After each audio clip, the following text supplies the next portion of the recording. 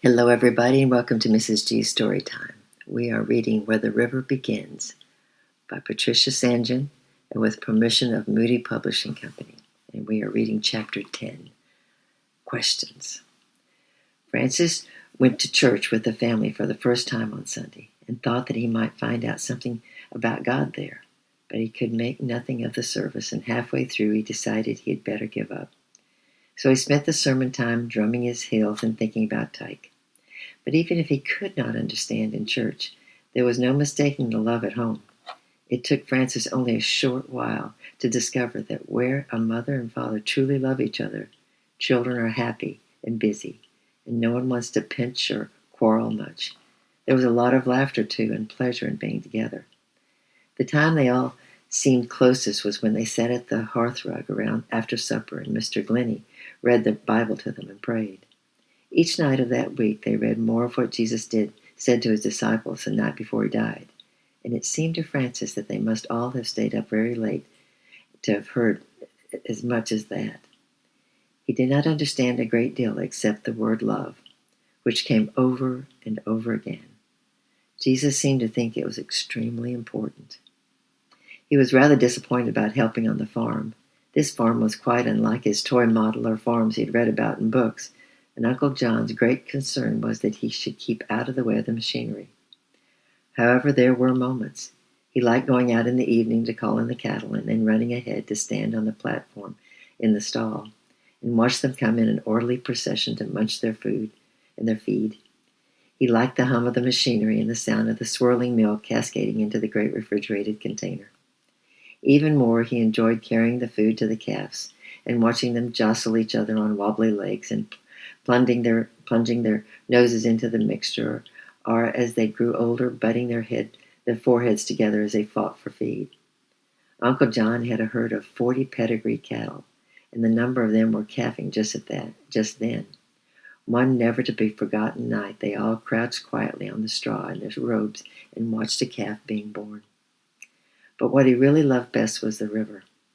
Whenever he could, he would escape and run along the river watching the swans and the ducks and the moorheads, and sometimes throwing stones at them for fun.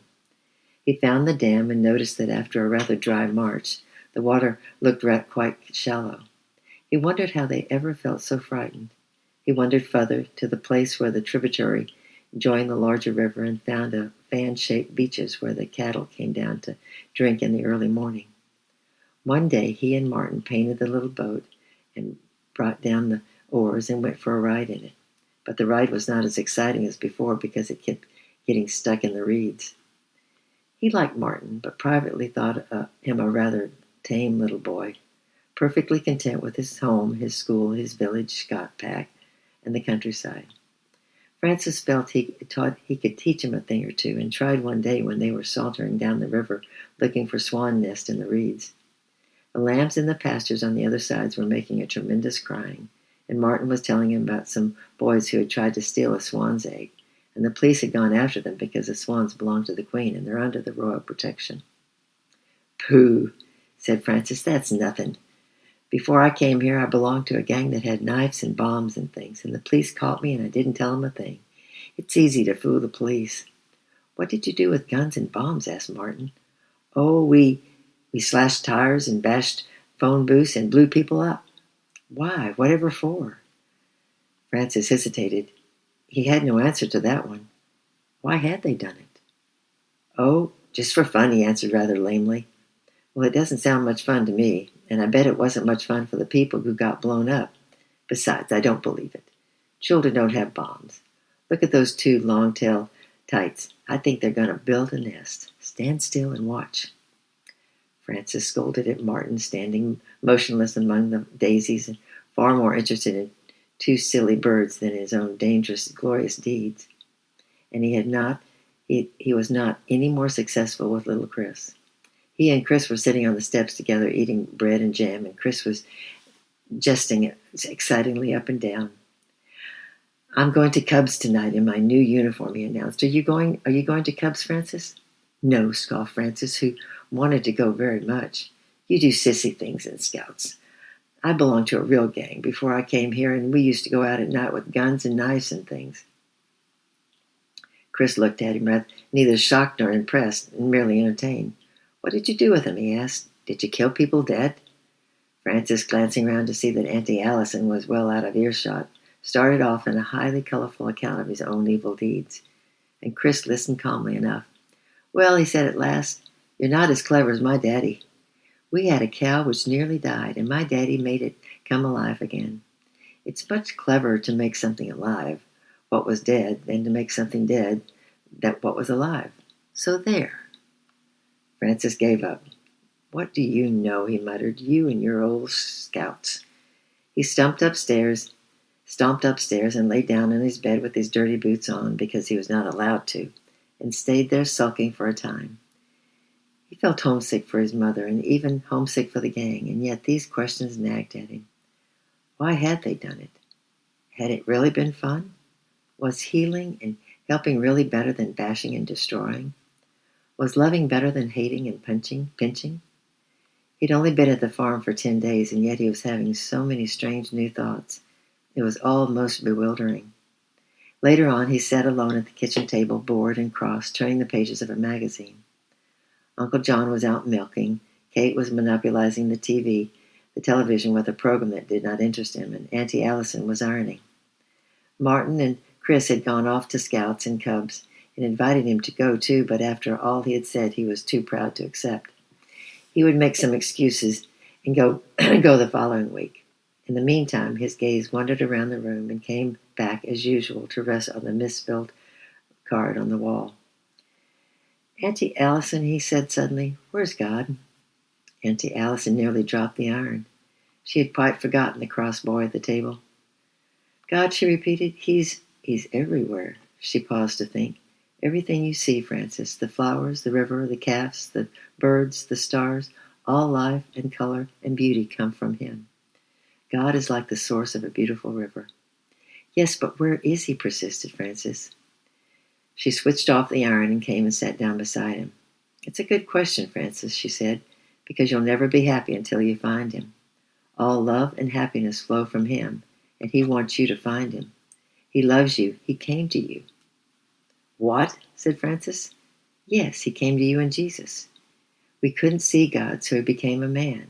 Jesus said, 'If you've seen me, you've seen my Father, God.' Listen very carefully when we read about Jesus at night, because you begin to know Jesus, you'll begin to know God. God showed us His love in Jesus, and Jesus spent His whole life loving, healing, helping, and in the end He died because He loved us so much.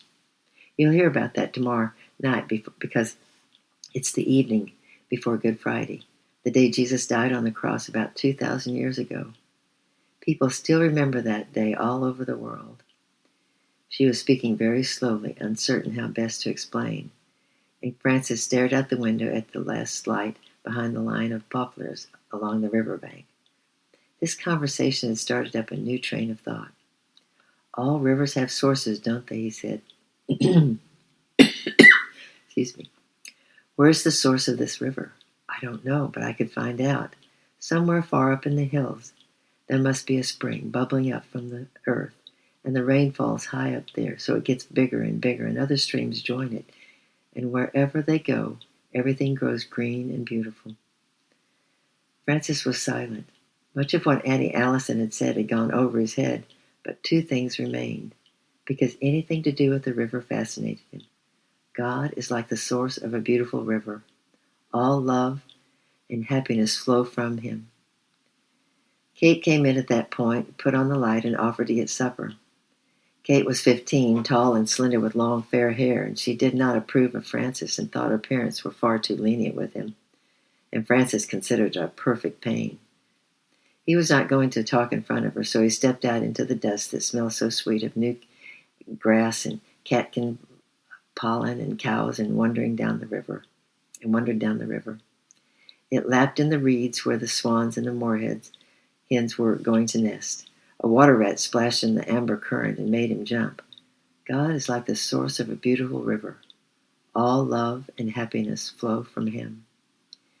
If he could somehow find that source, he supposed that he would be happy, and perhaps Mom and Dad would love each other, and Gloria would get out, and Mom would get better, and Wendy would stop pinching, and Tyke would stop wanting to do him in.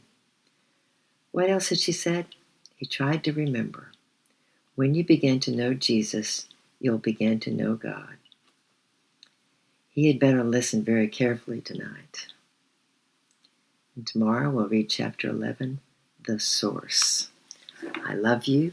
I'm praying for you, and I will see you tomorrow, Lord willing. Bye-bye.